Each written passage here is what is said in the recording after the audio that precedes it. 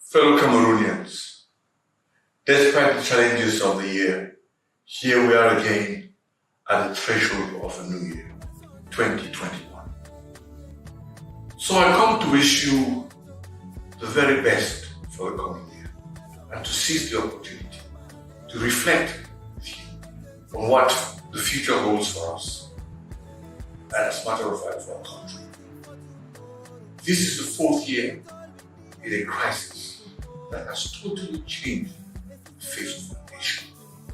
The terms humanitarian disaster, internally displaced persons, orphans, and refugees are all now too real to us.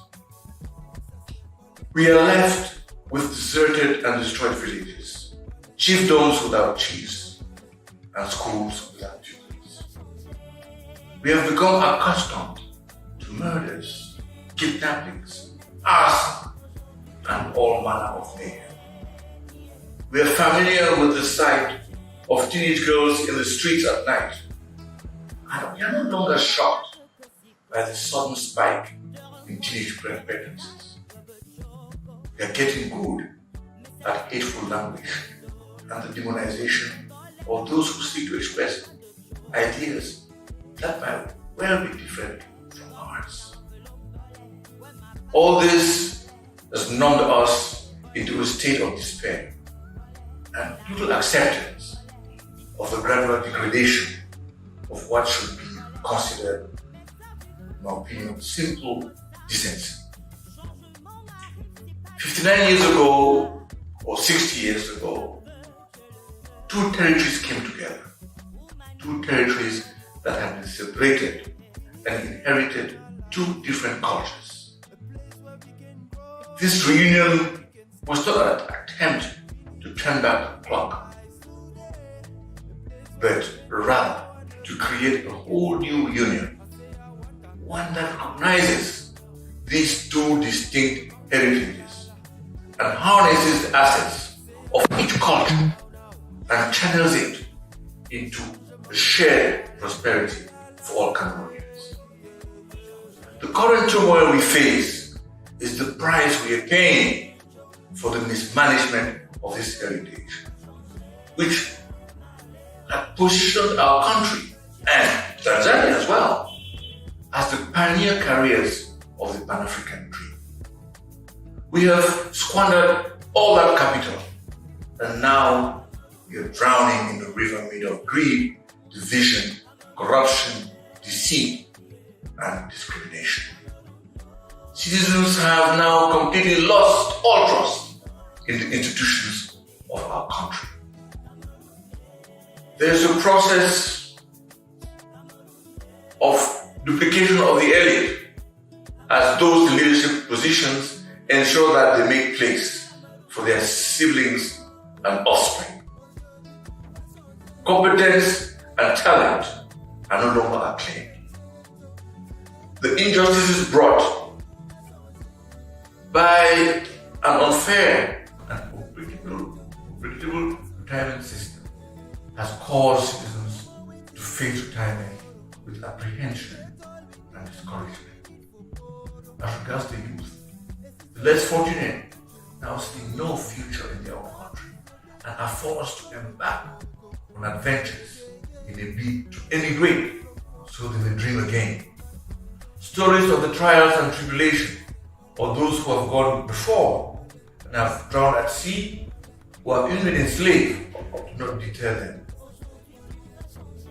They remain convinced that their homeland holds no future, making and preparing them to accept any amount of uncertainty, even at the cost of their very own lives. The crisis in the Northwest and Southwest has produced a politically, economically, socially, and even culturally crippled country. The general political climate in the country is characterized by a real resistance to change. For some, change has always been the manipulation of legal provisions and instruments to produce the same results to the detriment of the population. There is an apparent compelling resistance to progressive and inclusive change. There remains a small group of people completely oblivious to the fate of future generations, who, in the most pernicious kind of way, are toying with the future of this beautiful country, for which many weep today. The people should be allowed to own the process of reconstruction in the northwest and southwest regions. Because before this debacle, there were hardware stores, there were builders, there were plumbers, there were carpenters, and other hardworking people in those towns and villages. They should be brought together, rallied, and put at the forefront of the reconstruction of their towns and villages. Imported, supposedly super constructors, with no link to those towns and villages, have no incentive to ensure integrity and promote transparency. They cannot be made accountable. Just like missionaries, they will be gone. So, as we will step into the new year after the regional elections and start the new experience called decentralization, by applying provisions that were already present in the Constitution 24 years ago, we shouldn't forget. Globally, the regional elections have produced results that are about 84%, a whopping 84%, in favor of the ruling party. The political dynamics of the centralized system stands ready to be transferred to the regions. This guarantees that what happens in the regions will only conform to the desires of the central forces. Furthermore, regional presidents will have to contend with governors who still wield the same amount of power as before, assisted by a Secretary General appointed by the central power. There is no room for the regional dynamics to influence the course of things. If these elections had taken place soon after the Constitution was adopted in 1996, the political landscape, believe me, would have been very different from today. At the time, many political parties controlled the dynamics in many regions. These parties have either disappeared or become completely weakened. As much as I wish that the present political empires in which we found ourselves today could be solved by this new adventure, I find myself still compelled to reckon with reality.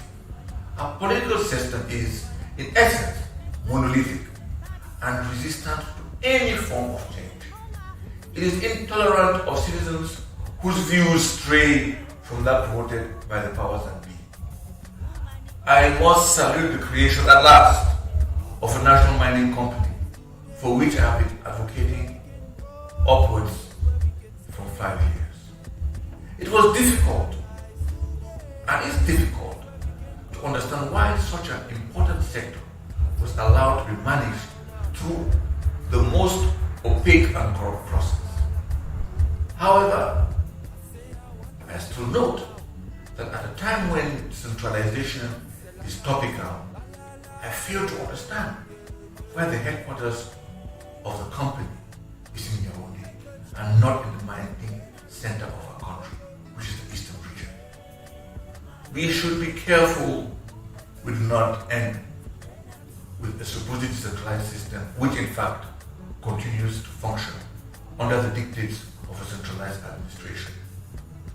The genius of the individual citizen and the dynamics of democracy at the regional level will remain suffocated by an administration which has chosen to adopt the paraphernalia for colonizing force.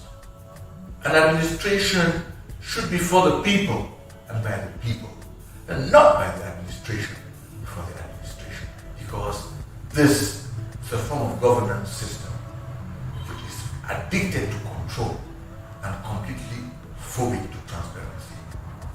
The forces of law and order, the civil service, the judiciary, the private sector, and even faith-based organizations and civil society are being instrumentalized for political purposes. Our country has evolved since 1996. The demography has changed, and the dynamics that determine the form of a state are totally different. We must go back to the drawing board and have an all-inclusive dialogue, not just in form, but in actual substance. One defined by possibilities, not shackled by what we convince ourselves to be impossible. We must learn to create possibilities so all Cameroonians can find a place and feel they belong.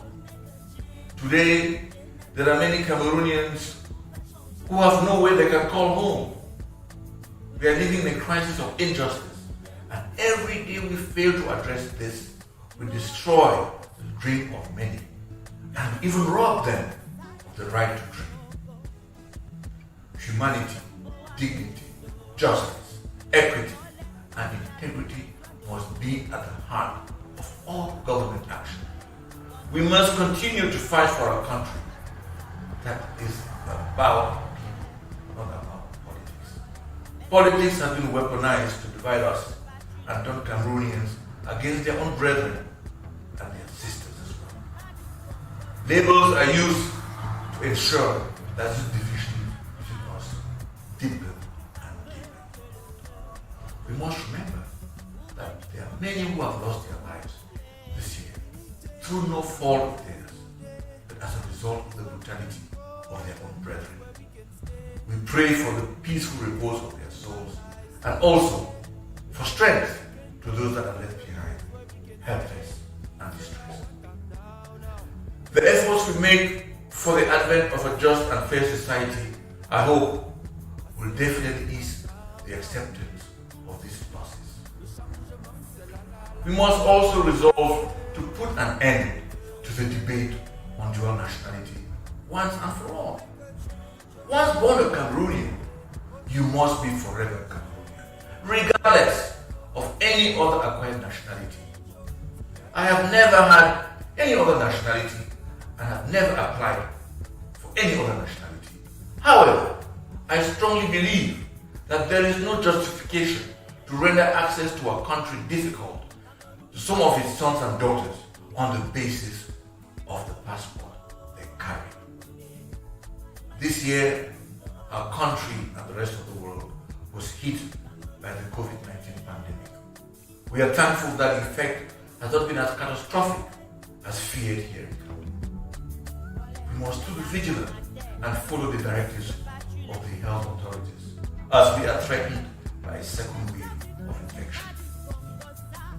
As we approach the question of the use of a vaccine, we should make sure that our scientists are empowered to be able to guide the policy that will protect and preserve the lives of Cameroonians. We are a resilient people.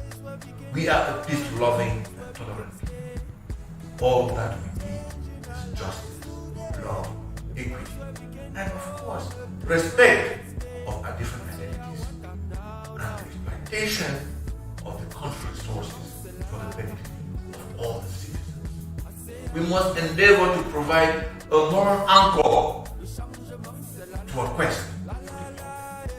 So, may 2021 be the year in which we hear the calls of reason and come together in that great, big, inclusive dialogue that still has the chance to enable this nation to heal, to take or borrow from Sir Winston Churchill's idea and conclude by saying that we have exhausted all